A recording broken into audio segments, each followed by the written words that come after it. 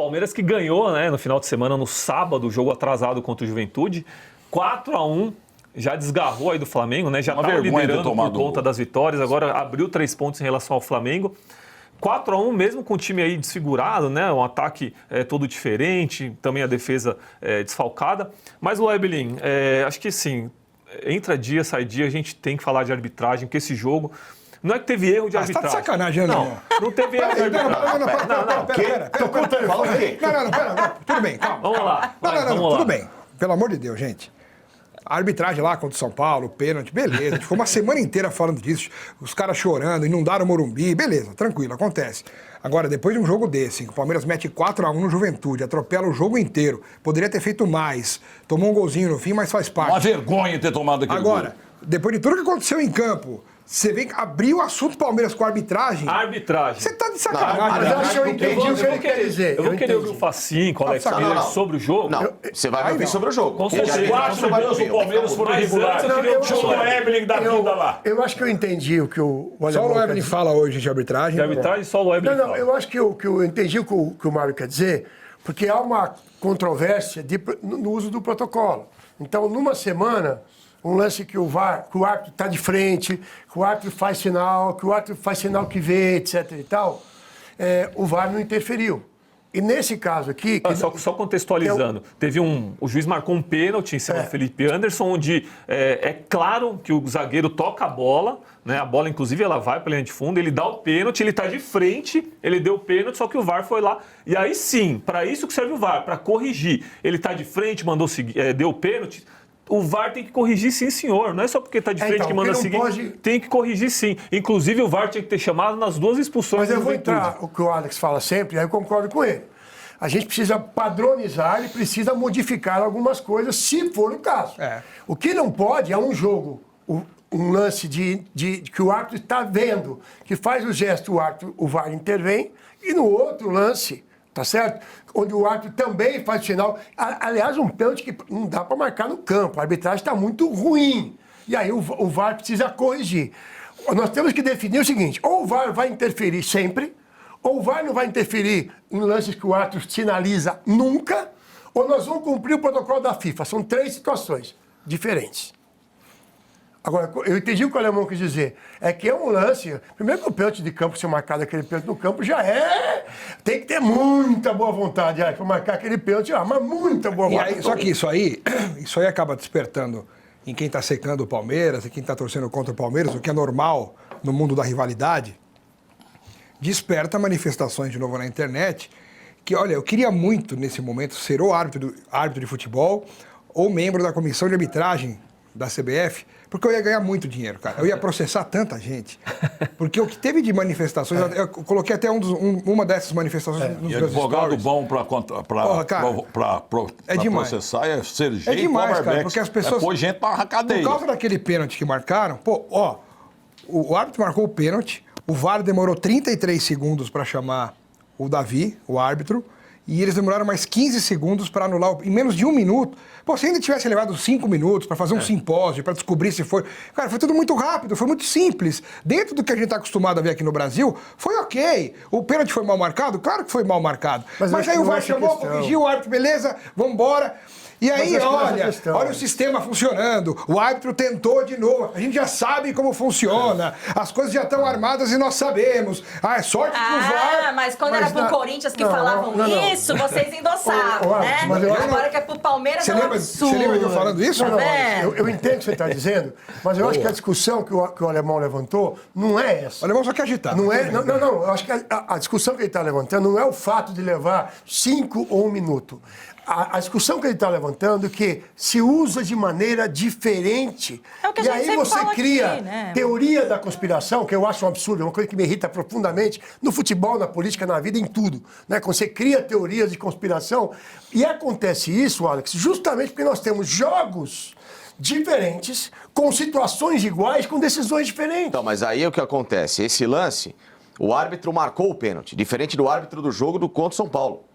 Mas a sinalização... Não, mas Porque aí o VAR pode corrigir fazer pelo isso protocolo, aqui, né? Exatamente, Não, o não. jogo do São Paulo, que o cara sinaliza pra falar, Sinalizou. chega... Ele sinalizou Não o tem pênalti. diferença na sinalização. Nada ou pênalti. Ele sinalizou do mesmo jeito. Quando você faz assim uma sinalização e quando você marca o pênalti, também é uma sinalização. Não. Só o que não pode, assim, desculpe, é o VAR entrar num lance de sinalização e não entrar no outro.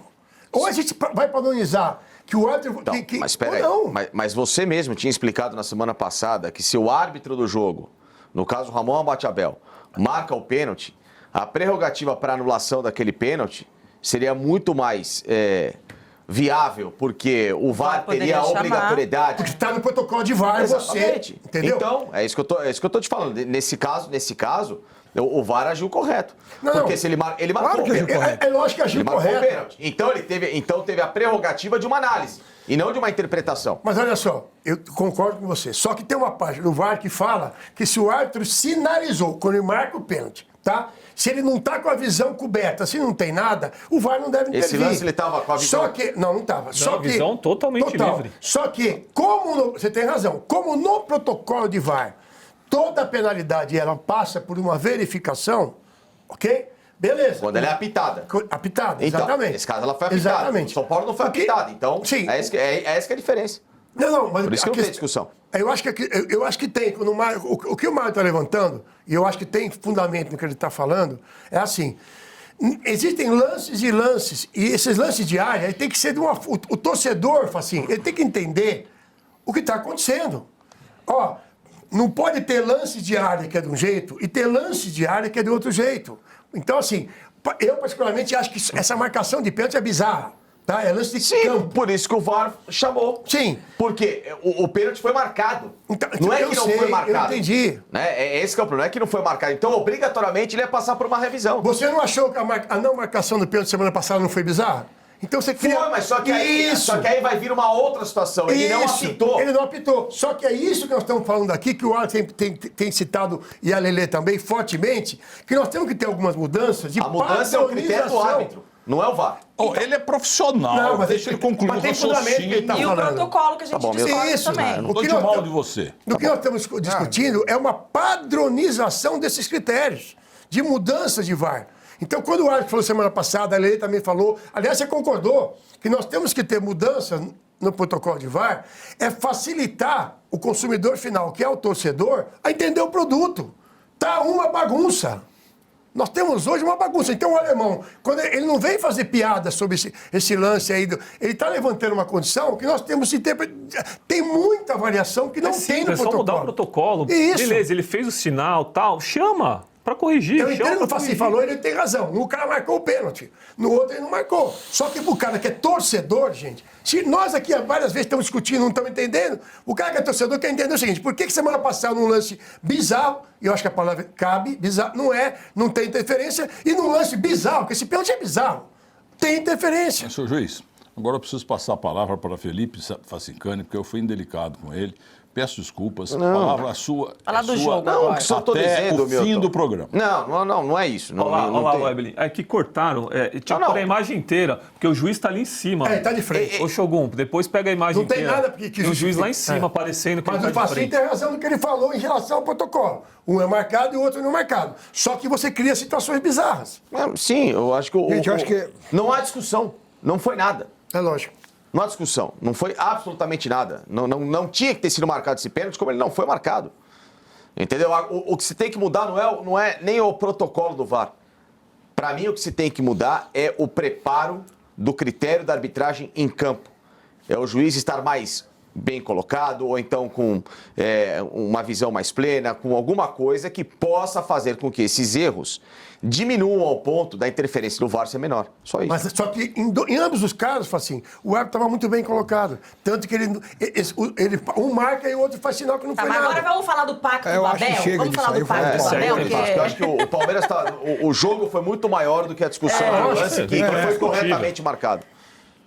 E era um jogo que o Palmeiras tinha vários desfalques, a gente não sabia, né, assim, como entraria em campo em questão de entrosamento, esses caras que não estão acostumados, porque treino é treino, jogo é jogo, né? A gente sabe que a intensidade é diferente, então a gente ficava naquela do que esperar desse Palmeiras, mas o pacto do Abel continue. Mas, Lele, eu vou te falar uma coisa. Na semana passada, na sexta-feira, quando a gente deu os palpites, e eu palpitei de uma vitória tranquila do Palmeiras, vocês até deram risada, brincavam, eu falei, porque se você pegar a escalação do Palmeiras, ela é praticamente uma escalação titular, cara. Ela é praticamente a escalação titular. Vamos lá, o Everton. O Jai tem sido titular, porque o Kelvin tá machucado. E ele era titular ao longo da temporada também. Então, vamos lá. Então, você tem 2 jogadores titulares. O Murilo é titular. Pra mim, não tem que ser mais, mas é titular. O Bruno Fux é o melhor zagueiro do Palmeiras no ano. O Micael é o patinho feio da zaga. E o lado esquerdo é o Piquerez, que é titular. Andrés Pereira é titular. Felipe Anderson é titular. O Maurício Veiga se revezavam, ou se revezam agora por uma posição, mas eram titulares. E lá na frente o Bruno Rodrigues, que é a novidade. Em cima do que você falou, e eu concordo, para mim o grande destaque e a grande notícia do jogo, se é que a gente pode dizer assim... Rafael Veiga. Não, Bruno Rodrigues. Bruno Rodrigues. Cara, um cara que ficou quase Exato. 2 anos sem jogar e ao longo desses 2 anos, com a incerteza se ele iria poder voltar a jogar futebol profissional pela gravidade da lesão que ele teve. Sim. Acho que ele fez 3 cirurgias na vida. 2, no né? joelho. Acho que ele tinha uma tinha uma anterior. Então, assim, é um cara que ele viveu, para quem tem as informações do que ele passou nesse tempo todo, um drama muito grande de vida. Não só aquela, me machuquei, me lesionei, vou tratar e volto. Ele teve risco sério e verdadeiro de não poder mais voltar a jogar futebol profissional. E o Palmeiras deu todo o respaldo para ele. O Abel abraçou o Bruno Rodrigues. O Abel mesmo falou na coletiva, poderia ter mandado embora, poderia ter emprestado, poderia ter feito qualquer coisa. Mas não, ele vai ficar. Muito time por aí teria feito isso. Sem dúvida. Vamos recuperá-lo. E o que está acontecendo? Aos poucos ele está sendo lançado de novo. Depois de quase 2 anos. E aí ele entra nessa partida para fazer a função que o Vitor Roque faz.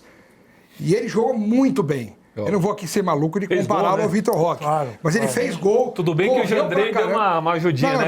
Tudo bem, mas correu, e outra. se movimentou, brigou, dividiu, não teve medo, tomou um pisão na canela que poderia ter quebrado a perna dele de novo e o árbitro não expulsou e o VAR não chamou. Foi nele um dos pisões, aquela famosa raspada que todo mundo fala agora. Ele tomou uma. Como é que é? Raspada, ó. Valisola, assim, raspa. Doeu Ele tomou. aqui, viu? O pessoal de baixo reclamou. Doeu aqui. Doeu aí nele, então. Que ele ficou caído no chão. Então, cara, e aí o Abel deu estádio pra ele quando substituiu. E outra, né? Um asterisco aí. E nessa hora eu fiquei emocionado, porque eu tava lá no Allianz Parque e na hora eu Parabéns filmei. à sensibilidade do ótimo Abel, melhor técnico do Brasil. E eu filmei o momento da saída do Bruno Rodrigues, postei no meu Instagram, inclusive, porque me marcou. Pra mim foi o grande momento do jogo e o grande nome do jogo. Até que ele foi eleito o melhor em campo, inclusive. E um asterisco aí, porque apesar de que tinham, né, bastante titular, como o Fê Facin trouxe aqui, mas os desfalques e principalmente o ataque do Palmeiras desfalcado, que é a dupla que tá dando muito certo sim, ali, Vitor Roque aí e era Flaco. o grande. E o Bruno Rodrigues entrar com essa missão de substituir os 2 caras que hoje são os melhores do Palmeiras e ainda conseguir fazer um bom jogo, já é de se destacar ainda mais, né? Tem um peso ainda maior. O Palmeiras tinha praticamente 3 desfalques, né? O Aníbal, o Vitor Roque e o Flaco. Você pega lá o Sousa, que machucou, é reserva. O Facundo Torres é reserva. Né? O Emiliano, reserva. Então, assim, só o Gomes, né? Não, o Gomes, porque a dupla Flaco-Roque estava muito forte, né, nos últimos jogos. Todos os gols praticamente vindo dali, então... O Kelvin também é desfalque, porque o Jair é esforçado, até que jogou razoavelmente bem, mas o Kelvin é melhor. Faz tempo, né? O Jair tem sido titular, né? Por causa da lesão do Kelvin, que não foi forçada. Mas eu acho que, em tese, o que a gente consegue analisar é o seguinte. Existe um padrão de jogo no Palmeiras. Ele foi reativado, tá?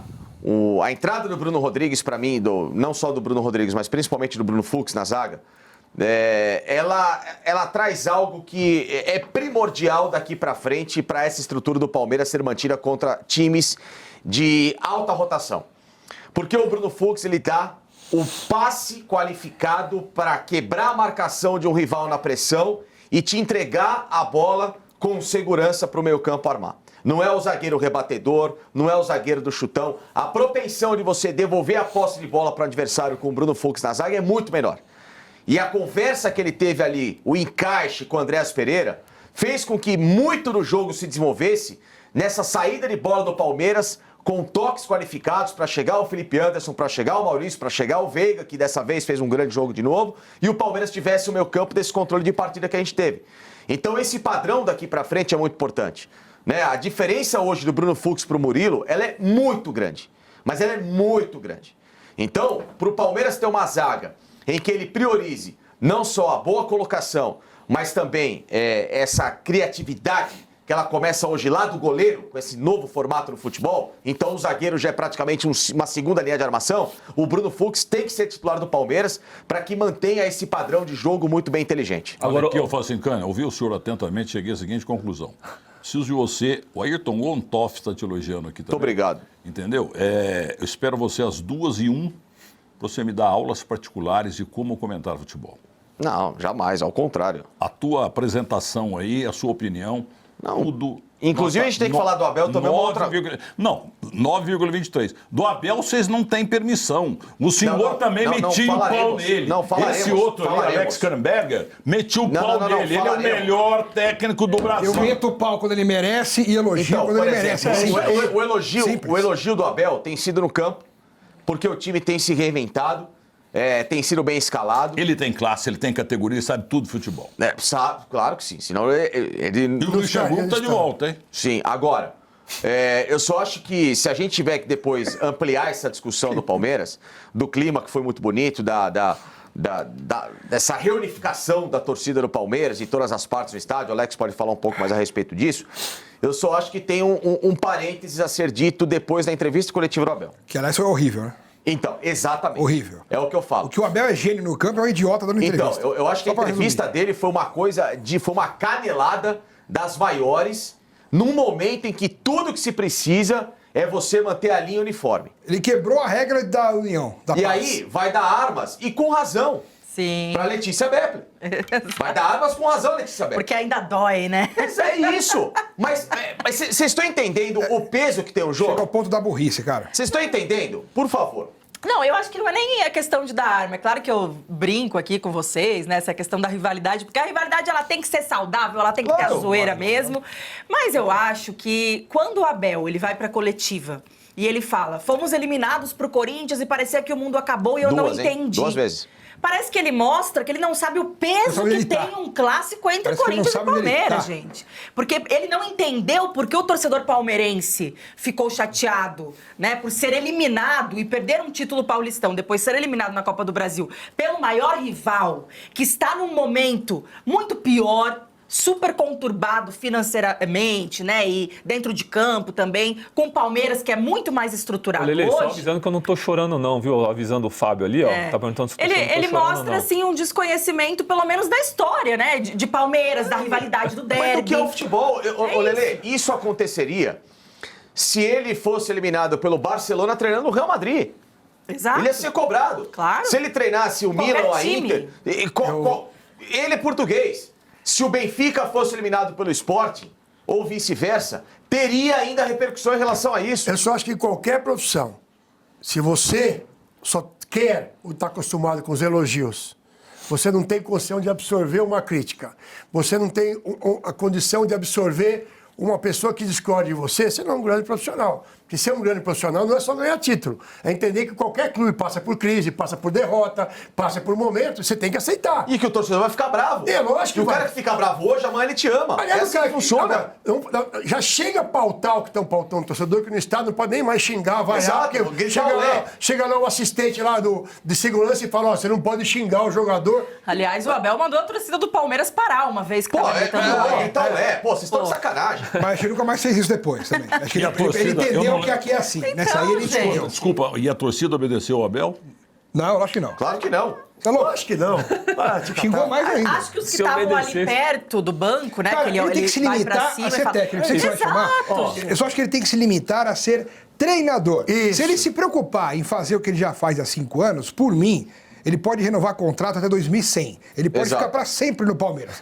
Aliás, eu sou até a favor de sempre que acaba o jogo, vai lá dar entrevista ao João Martins, que fala, é melhor pra falar, Do põe que o o Abel. Castanho. Deixa ele pra... Por falar Não quero nisso- mais ouvir o Abel na coletiva. Alex Pronto. Miller, por quê? falar nisso... Porque ele só fala groselha. É ser censura. Não, porque, É não, o mas- melhor técnico do Brasil. Mas eu não tô censurando. O senhor tô só tem pedindo inveja pra dele. trocar. É isso. Ô, Milton, por falar nisso, a gente tem aqui a coletiva do Abel, que ele falou depois do jogo. Solta aí pra gente comentar depois. Eu não ouvi, mas concordo com tudo que ele falou. A verdade é que o título só se vai decidir na última jornada, portanto, adianta pouco olhar para a tabela agora. Agora, o que eu acho que é importante os nossos jogadores entenderem, sobretudo aqueles que se calhar têm jogado menos, valorizarem o trabalho deles. É aquilo que eu falo todos os dias e que lhes digo, preparem-se. A única coisa que os meus jogadores controlam é o treino e a preparação para aquilo que é o jogo. Claro que fiquei contente por a partir do jogo de São Paulo, poder ter uma semana para trabalhar bem este jogo, para prepararmos, termos tempo para trabalhar. O jogo parece que foi fácil, porque abrimos bem o jogo logo desde o início, mas foi fácil pela nossa dinâmica, pela nossa intensidade, pela nossa agressividade no bom sentido. Então, um jogo podia ser difícil, nós conseguimos aqui em nossa casa torná-lo, teoricamente, ou mais fácil. Agora dar os parabéns aos nossos jogadores e dizer-lhes a eles, isto é fruto do trabalho deles. É segunda, é terça-feira, é quarta, é quinta, é um mês, é 2. É perceber que fizemos uma reestruturação aqui dentro muito grande e os jogadores estão aí. Temos uma agora, sobretudo o nosso banco, é só moleques da base que nos podem ajudar também, que têm treinado connosco, mas mais do que tudo contente pelo resultado, mas por eles verem valorizado todo o esforço e o trabalho deles ao longo da época. Eu acredito que um profissional de futebol que trabalhe de forma séria, dedicada, honesta, e comprometida, que mais cedo ou mais tarde tu vais escolher aquilo que plantaste. Agora, o contrário é que eu não acredito. Quem não seja um profissional sério, que não trabalhe, mais cedo ou mais tarde vai ter que ir para o outro lado, mesmo tendo todo o talento e toda a capacidade, mas como eu vos disse, para mim o verdadeiro talento está na capacidade, da resiliência de cada um tem, porque muitas vezes os jogadores têm o talento, mas depois no dia de jogo esquecem de o mostrar. Portanto, contente sobretudo pelo esforço deles e dar continuidade, porque trabalham muito, merecem muito. Por mim jogavam todos, mas eles só não jogam, a responsabilidade não é minha, é da FIFA, porque a FIFA disse que eu só posso meter 11 e substituir 5, porque senão eu meti-os todos a jogar, porque eu sei o que é que eles trabalham e sei o que é que nós fazemos no CT, e como eu vos disse, em momentos difíceis sei onde é que estamos e sei para onde queremos ir, e hoje não vou alterar nada em relação a isso.